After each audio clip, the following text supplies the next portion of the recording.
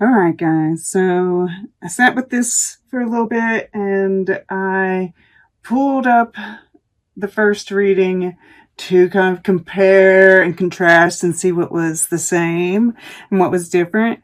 And it's really interesting. So they both have the same beginning here, the same past. This is the Six of Pentacles. And it is the moon in Taurus, right? That full blue moon that we had in Taurus. That was the last blue moon. And, you know, you were kind of in a fit about wish fulfillment, right? It was kind of scaring you. And, you know, I felt like this had been an offer in that reading, and I'm going to leave that reading up. There are closed captions on it. If you want to turn, if you're, after you watch this, you're curious about looking at that one, you can turn it off and use the closed captions.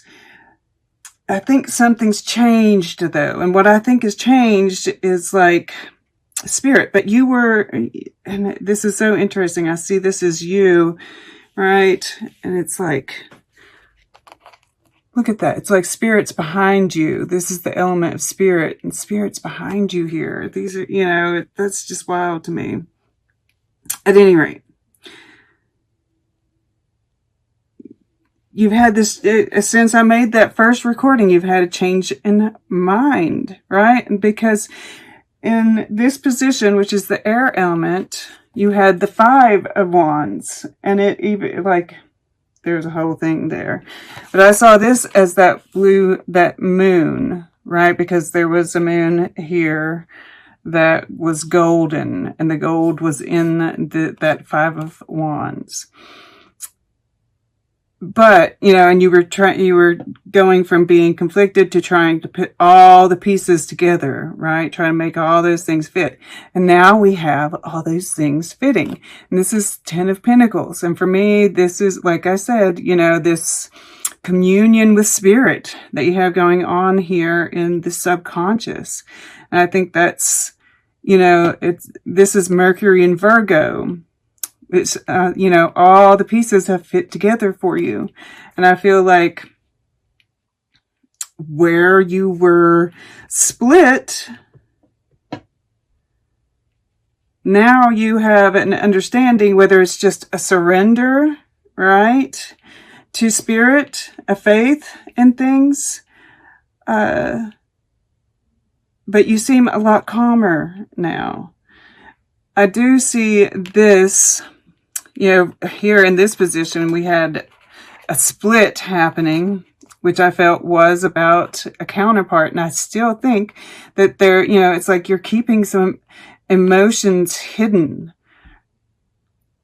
You know, and there's this battle between the emotions, right? The heart and the mind here. And this is, Seven of Swords is the moon in Aquarius. And what do we have here? Full moon in Aquarius at the bottom of the deck. So that's really interesting. Show the world the real you. So I do think, you know, and that is still, you know, and I felt like that kind of that torn feeling that you were having has to do with this full moon in Gemini, this full moon eclipse in Gemini, because Gemini can see two sides of a situation. And it was funny today, I heard somebody talking about it and they were talking about the same thing. I was like, oh my gosh. But so, you know, but it's about finding that balance, right? I see, readers saying that it's about making choices from the heart. And then, you know, maybe, you know, but it's finding a balance, being able to look at both. And I think that it's hard for you, right? This is the water element, which is flowy. And this is Pisces here, Mars in Pisces. And being a Scorpio, you know, this is Scorpio here, right? This is kind of like, and this is water, the air element sitting right in between these, right? This is, you're fixed, right? This is you wanting to, you know, this is actually the sun in Capricorn. But this is Aquarius. This is Aquarius. This is fixed energy, right? So it's like you want to stay fixed, but this moon, these times are causing you to have to be mutable, right? That mutable moon popped out. And Pisces is a mutable sign, right? This time period is asking you to be a little bit flowy, right? Even this earth element is asking you to mix with the water, right? And kind of be a little bit more flowy, kind of let go a little bit. And yet you're, you know, with this Aquarius and this Four of Pentacles, you're staying fixed. And what's interesting though is that this Hehu is about the right time to take action. And of course, it is about knowing when that time is, right? And it might be that that's kind of what you're doing here, but you have to really stay tuned in, right? Because this is, and what's interesting, you know, we had the new moon in Cancer here. Well, at the bottom of the deck was the full moon in Cancer in the other reading. This was at the bottom of this deck, of the deck in the other reading. So this animal spirit, right? Shamanic journeys. Ah, look at there. There's the bear. The bear is, I think, a animal spirit guide for you during this period, as are crows, right? Pay attention to how many crows you see, right? There's like, there are messages in that. And this is, you know, the future position. Yeah, we start out with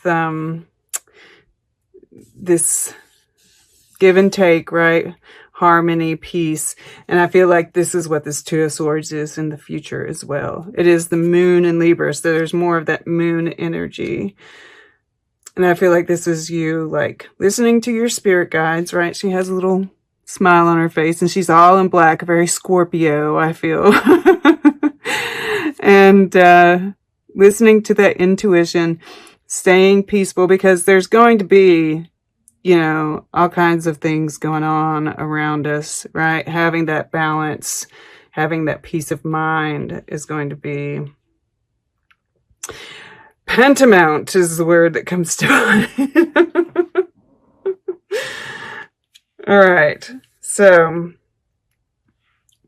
you know, I talked about it a little bit, but yeah, and this, of course, is that transformation, right, that we're going through. And part of that is becoming, you know, a little bit more malleable. And I think that's your intentions, right? This is what you're working towards. Grounding yourself. Changing, right? Being, and it's interesting that we have this, you know, this is like you're inside this cloak here, right? Kind of getting blown around, but staying grounded at the same time. And watching, right? In this position, there was very, you know, it was the witness. And, you know, I see this as very much, you know, being the witness. Just kind of seeing this new world take shape, right? You're like reflecting back the world and what's going on. And below, you know, this is spirit. I mean, like, I think that this is kind of like completing, you're completing some cycle, right? With the death and rebirth, with the Ten of Pentacles here, with the Ten of Cups here, with eternity here, right? And it's about past lives, right? And I do think you've done some healing for ancestors and family. And I think that's it, right here too. I really do. This is the week of Thanksgiving, right? This is family. This is like being emotionally present, but I mean, it's also, I can't help but feel like you're kind of repressing some emotions here. I think you'll be all right, though. Yeah. Find a creative outlet to express them. Yes. But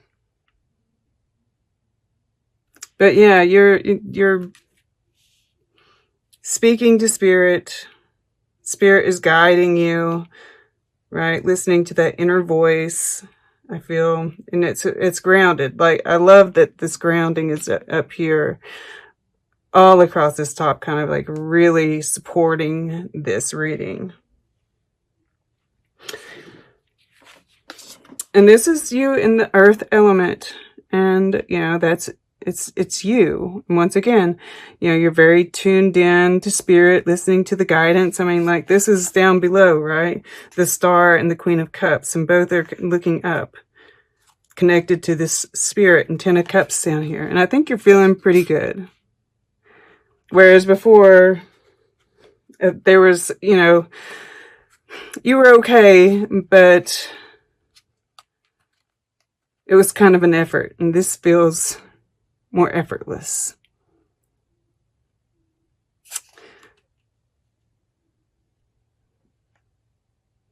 So, yeah, and this is about, if you aren't naturally doing it, right, connecting with the emotions and just kind of letting them guide you, let them flow around you, right, then this is, right, this is about expressing, not repressing. And look, this kind of turquoisey color is all over this. You'll see that? I hope that comes through. Because it's very subtle, yet it's there. Right? Because the fire element is underneath that. Right? So there is always the chance. But you seem pretty grounded. I like it. I feel pretty good about it. That's just the fact that, which really and truly, I feel like this has to do with more with love.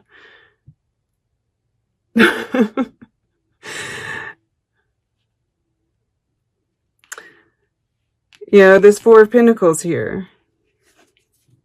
And, this was where the Knight of Cups was. And I feel, like, in this position, you had the Nine of Cups. And it was like, here you had the Knight of Cups, right? There was a bit of an expression of the emotions. And I feel like that is where things have changed a little bit too. It's like, you're better on the family front, but you've kind of closed up more. Oh, huh. As I'm saying that, it's kind of like, right, maybe this person isn't accepted by your family. You do seem more content here.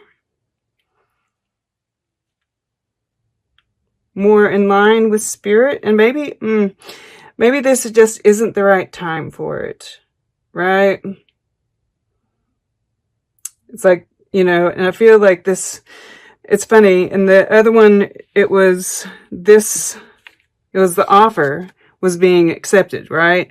It was here and it was over here, right? With the King of Pentacles. And now it's this one that you kind of already had, right? You already had this. This is family. This is spirit. And it's here too, right? So, and it's here. So, it seems to be really important to you to keep that secure. And that, you know, right now it just isn't the right time. What you need, what you want requires a sacrifice. And the sacrifice would be something to do with your family. It's coming together now. It's coming together now. So, but you're holding on to it just the same, right? It's important to you. You know, right? That's the heart chakra. The Four of Pentacles, right? Well, not the Four of Pentacles necessarily, but sometimes the four. Four is the fourth chakra. And you're just, you know, you're really tuning into, you know, this is the water element.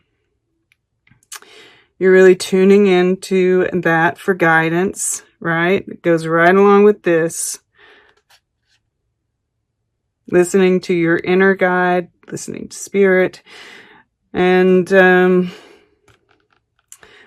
holding off on any action, right? I feel like, or if you are taking action, you're not telling anybody about it. And if that's the case, that could be what's, you know, kind of, you know, leading to more of the split in the future as well, right? It can be both. That's that Gemini energy. I know it sounds contradicting, but I'm a Gemini. It makes perfect sense to me.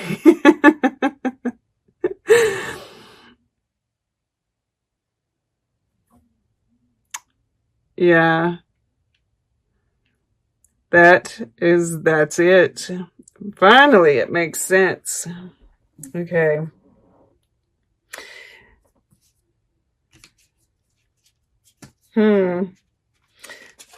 I just decided to look back here again, and we have Strength, the Moon, and the Empress. And that pulls me back to what I said in the very beginning, right? I definitely feel like that is part of it, right? The starseed, all of that stuff. These readings have multiple layers, multiple layers. That was just one that needed to come out there, just quickly, right? Okay, let's get a piece of art. For Scorpio, please. For Scorpio. Okay. To the right. Portrait of a degenerate artist. Yeah, I definitely, you know, this is like, I always get Aquarius from this. And he did this in response to, like, you know, the Hitler, calling certain types of art degenerate, right? And so he did this self-portrait of a degenerate artist. And I just get kind of, you know, this feeling of people shunning, right? The shunning of the spiritual, right? I get looked at like I'm crazy by my family, but you know. But so I feel like this is kind of like, just embrace your weirdness, right? That's part of this star energy. Show the world the real you. Don't let pride get in your way. It's time to release negativity. Look, all of these are full moons. This is about release here and this new start. And underneath that was believe in the impossible, right?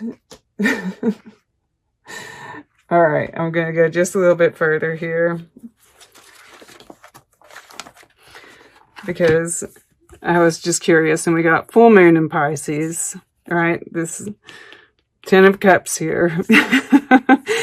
And then new moon eclipse. Expect powerful change. The next new moon is a new moon eclipse in Sagittarius, who also I have to do next. But yeah, so this is, you know, the age of Aquarius that we're getting ready to enter into, right? And this is what we're leaving behind, right? This kind of pomp and circumstance to a more, I want to say, grounded, real, funky world. I like it.